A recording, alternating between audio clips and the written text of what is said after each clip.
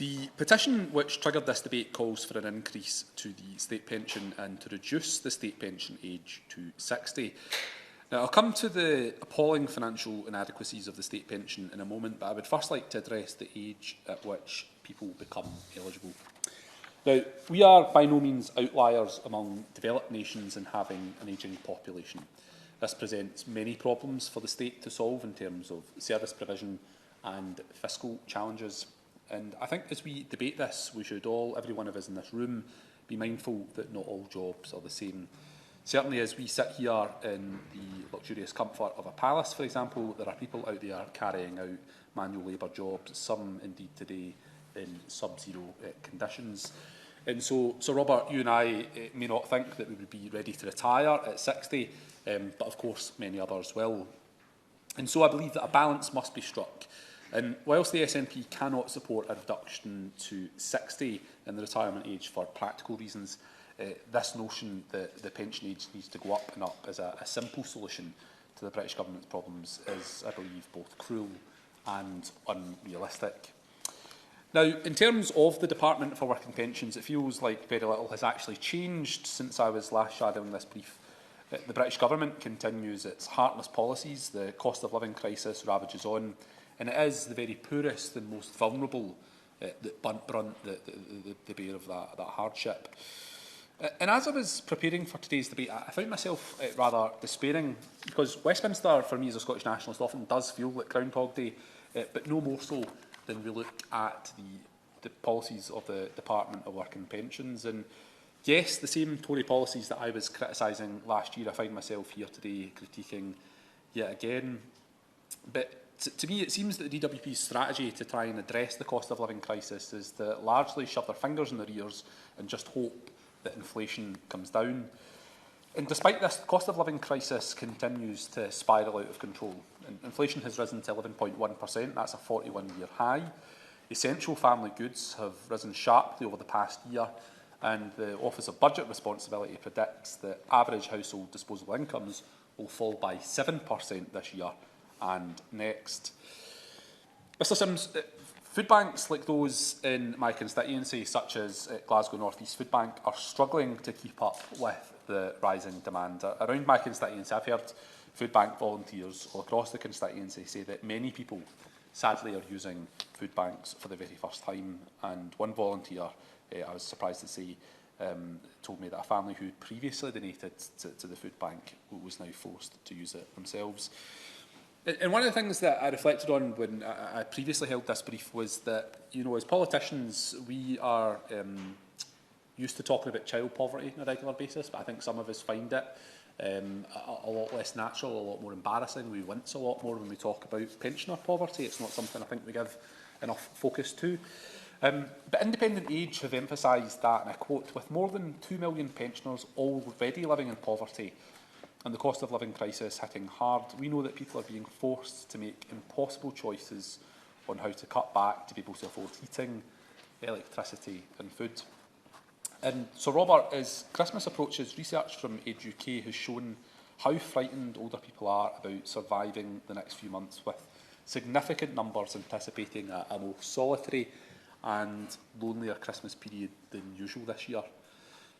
Age UK's polling also found that more than 1 in 5 older people are already reducing or stopping spending on medications or specialist foods, or indeed they expect to do so in the coming months, and 1 in 7 are skipping meals or expect to do so in the same period.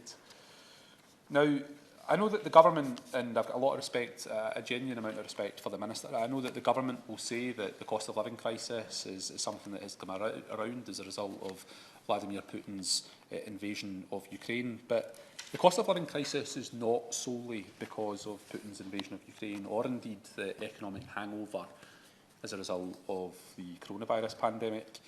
I would certainly argue, for my part, and I'm sure others would as well, that the touch paper was lit on the cost of living crisis 12 years ago, when a government that Scotland did not vote for embarked upon a brutal assault via Tory austerity. And it has, I'm afraid, been exacerbated by Brexit, something else that people in Scotland did not consent to.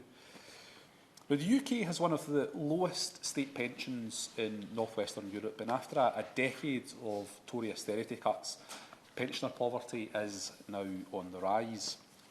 And because 85% of social security and the state pension itself is reserved to this institution and the British government, Scotland, I'm afraid, has very little say on this hugely important policy area. And yes, SNP MPs have campaigned vehemently for the Tories to maintain the triple lock. Only after multiple U-turns and breaking their manifesto pledge last year did the British government finally retain the triple lock, but not after a very unhealthy dose of uncertainty for pensioners across these islands. However, the suspension of the triple lock in 2021 shows that Scotland does not have the powers to prevent Tory cuts for pensioners. This suspension actually ended up costing each pensioner £520 on average during the cost of living crisis. Additionally, the Scottish Government, under the current devolved settlement, has no power to raise the state pension, as ministers know fine well, though some often like to pretend otherwise. You know, the SNP have continually implored ministers to devote a larger percentage of GDP to the state pensions and indeed to pensioner benefits. Additionally, the British Government are allowing £1.7 billion of pension credit to go unclaimed in the cost of living crisis. Now, we know that pensioner credit is a vital lifeline for many older people. However, only 7 in 10 of those eligible actually claim the money that they are fully entitled to. So I believe that the British Government must introduce a full take-up strategy for reserve benefits, including pension credit, as the Scottish Government has done in respect of devolved benefits. And I welcome the conversation I had with the Minister before the debate when we said that we would discuss that offline, and I genuinely welcome that. Now, the Conservative Government has, I believe, a rather long track record in picking the pockets of our pensioners, from the WASPy women to the triple lock, to the low take-up of pension credit, to the frozen pensions of overseas pensioners, many of whom are veterans, including the scrapping of free TV licences for over 75. The list goes on, and I think that this government is very much left wanting in terms of defending its record to pensioners. But it is only with the full powers of pensions that the Scottish Government can, I believe, remedy these injustices. And in independent Scotland, pensioners can be protected from Westminster austerity. And we in the SNP want to see Scotland being the best place to grow old, where retirement means dignity and fairness for all. And I know that adhering to manifestos, or in some cases leadership election pledges, is a bit of a quaint novelty for two of the biggest parties in this House.